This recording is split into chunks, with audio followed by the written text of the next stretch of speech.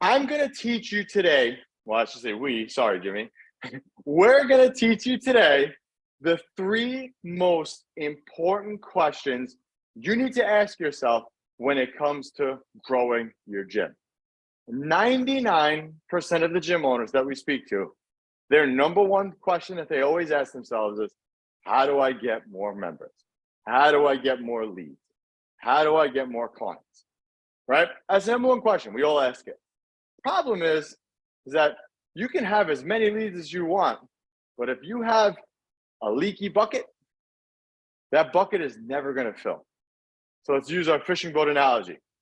We have a bucket for the worms that we put on the hook, right? Let's just say that's or actually no, the fish, or whatever the fish go in after you catch it, right? So if that bucket has a hole in it on the bottom, you're going to put the fish in, one fish is going to fall out. You put a fish in, another fish falls out. Your gym is never going to grow that way. No. So we're going to be talking about today how we need to flip this whole thing upside down and really grow your gym the right way. And I can't tell you how many gym owners that I've talked to that have this, for lack of a better term, churn and burn model, where they were taught by some guy that's really popular to just spend as much money as possible on digital advertising, $7,000, $8,000, $10,000 a month on digital advertising. And as long as you're making money on the front end of digital advertising, you're good, by creating an offer that is not exactly the best offer to keep people in your facility long term. So there's ways about doing it that are not just put as much money into digital as you can, generate as much leads as possible. Because as Anthony said, our philosophy is we can get you leads, but it doesn't matter how many leads you get if they're all falling through the cracks after month 1 or month 2, because all you're doing is putting money in Zuckerberg's pocket and barely paying your rent with the profits that you're getting from that acquisition system. So that's not the way that we want to do it. We need to create things to keep clients long term, because churning and burning them, front end revenue, does not make a sustainable long-term business or give you the freedom that you want. Correct. Good point. You know, in the beginning, when I first started, I always said, I just need more leads. And I didn't know I always said clients. I just need more clients. I need more clients. I didn't really understand what that meant, right? But there's a difference between leads and clients, because people will promise you a gazillion leads, but that doesn't always mean it's going to turn into clients. And again, these are the things that we show you when you get involved with what we do, you know, how to actually get those clients. But the most important question that you need to ask yourself, and the first question, instead of asking yourself that question, is, what can I do to keep my existing members? This is the most important question that you need to be asking, because like we said, if you got fish falling out of the bottom of the bucket, there's no point even putting another one in the top, because soon your bucket's going to be empty anyway. And you're working all that time to just break even or lose money.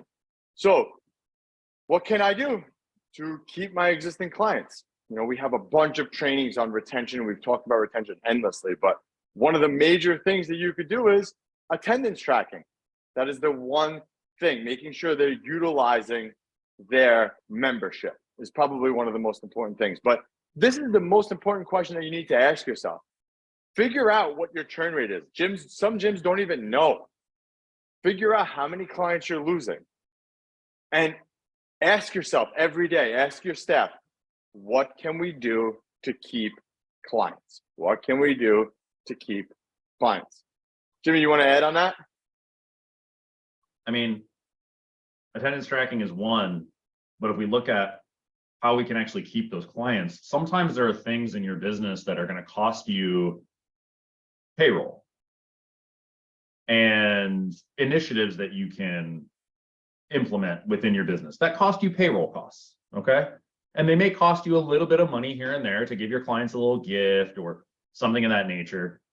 But these things, in comparison to putting them into, and I'm just kind of creating the separation or the gap between putting that money into advertising or putting that money back into your members, sometimes there is a retention cost associated with each member in regards to payroll, gifting, these kinds of things that we can do within our space to make somebody feel like they're more part of the community, giving some free service here and there, rewarding clients for certain things. These things are all baked into your expenses and cost way less than trying to acquire a new client.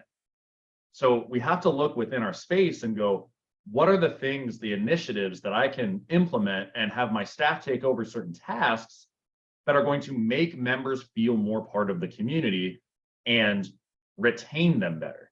Because if you can implement a couple of strategies where your staff is working a couple more hours a week, whether that's putting some more info up in your private Facebook group or following up with members after they've been at your facility for a month and actually giving them a call and seeing how they're doing, right? These little things that keep people in the system longer make a huge impact on your bottom line, way more than having the next, algorithm optimized Facebook advertising. So we have to look at that first and see that as part of how we're going to grow our business. Yeah, and let's look at it this way, guys. Let's say you set a goal to grow your gym 25% the next year. It's a pretty big goal, but let's just say you set a goal to grow your gym 25% the next year. And you're losing 10% of the clients that you're gaining in. If you want to grow by 25% the next year, that means that it's not really 25% because you're going to lose 10% of your member base. So that means you actually need to grow 35%. Think about it. How much more money is that going to cost you? How many more leads do you need to sign up in order to have that happen? Whereas if you start working with us and what we do, we cut your churn in half and now you're only losing 5% of the people. To get to that same level of growth, you only need to grow 20% as opposed to actually even growing that 25%. And it's probably actually even more because when you cut your churn down like that, usually referrals go up and other things that we talk about along the way. But there's a big difference. I'd rather grow 20% than have to try to grow 35%. Mm-hmm. Big difference in capital, big difference in revenue, big difference in everything. So that's the most important question, number one.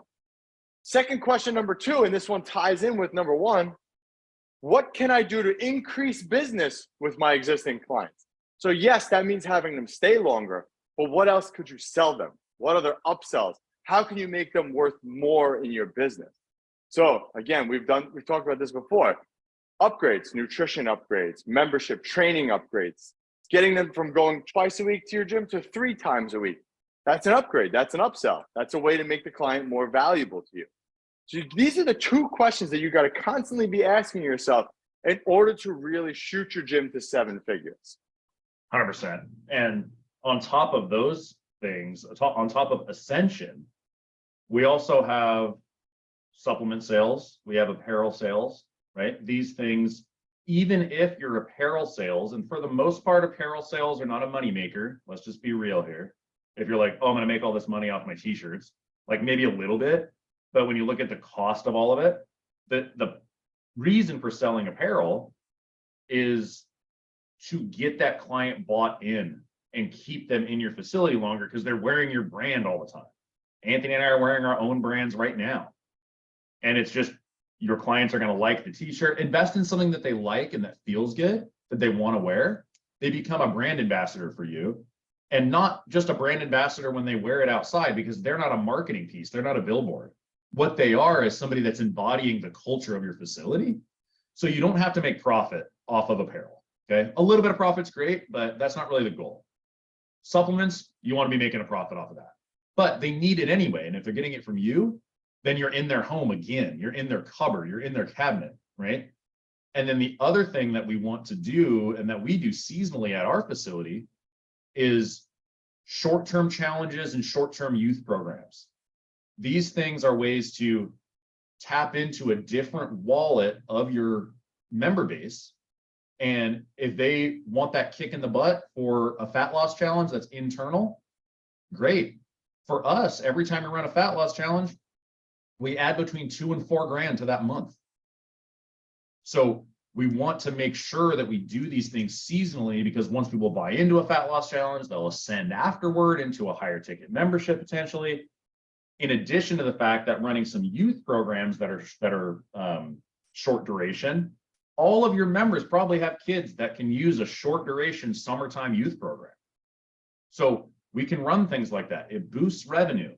It's these ways that we can boost revenue from our current member base without having to spend a dime on acquiring the client. Yeah, I love that, man. Great point. So you guys got to constantly be thinking of those two questions. Like I said, think about it. If I want to grow my gym by 25% and my churn is 10, it's going to make me, I really have to grow 35%. You want to try to grow with as little as necessary as possible to get there, right? So focus on those two things constantly. And typically, if somebody, let's just say somebody does a fat loss challenge at your gym and it's a 6-week challenge, you just kept somebody for 6 more weeks when maybe they were on the verge of canceling. So you got to look at it like that. The third most important question in the order that we went, that now you have to ask yourself, once you have those 2 boxes checked, and I will say before I get into the third one, those 2 questions, right? You can always improve things, but I think trying to go from a good churn rate to like a unheard of churn rate is impossible. It's not something that's going to happen. So I would say if you're at sub 5% or 5% is probably the marker you should aim for, you're good. So don't try to go from 5 to 3 because it's not going to, of course it would make so much more in your business, but you're going to get people who are going to leave because of things that are out of your control. Hey, I'm moving. Hey, my job relocated. So I would say shoot for that 5%. Don't try to go below that. If you hit it, that's great. But you're going to have like people leaving. Jimmy, you agree with that number specifically? Yeah, you can hit 3%. Like we've hit 3% at our facility, but it's not something that you're going to hit consistently. And if you join our Facebook group, you'll see, I mean, this was probably a month ago. I did this whole long drawn out post because I was sick of hearing gurus say 3% attrition. And I did this whole long drawn out post about the math of what a 3% attrition actually looks like. If you have a 3% attrition and your gym is not doing $2 million a year, you have an acquisition problem. Like the amount of loss that you experience in a 3% attrition is so low that if you're not doing that much money, your acquisition is really, really, really bad. So 3% is a bit of a, as they say in New York, a bit of a fugazi, I think. It's fairy dust. But 5% is a pretty solid number to shoot for. And sometimes it'll be a little bit above, sometimes it'll be a little bit below. So we like to say 4 to 6% typically here. But you're not going to go from 10% attrition to 3% attrition in a month. It's just not going to happen. We have to start implementing some of these things to mitigate attrition and get people to come into the gym and attend your sessions. But yeah, I would agree. Long-winded, yes. Yeah, and typically if you guys are at that 5%, you're going to have your months where you're going to come down. I mean, we had a whole year where our churn rate was at 3%. So it's not, I'm not saying it's impossible, but 5% is probably you're probably doing a really good job. And if you just implement maybe a little things, you can get to 3, but I would say like that's the marker. But once you're at that mark, then you ask yourself this third question. And the third question is, how can I get new clients? That's the key. You're asking that question as number 1, you're in big, big trouble. So that's the order of importance when it comes to growing your gym. Stop the churn and burn. No free 6-week challenge, bait and switch type thing. Focus on actually getting high ticket clients into your facility and keeping them long term. You guys know what to do. Hit that subscribe button and we will catch you on the next one.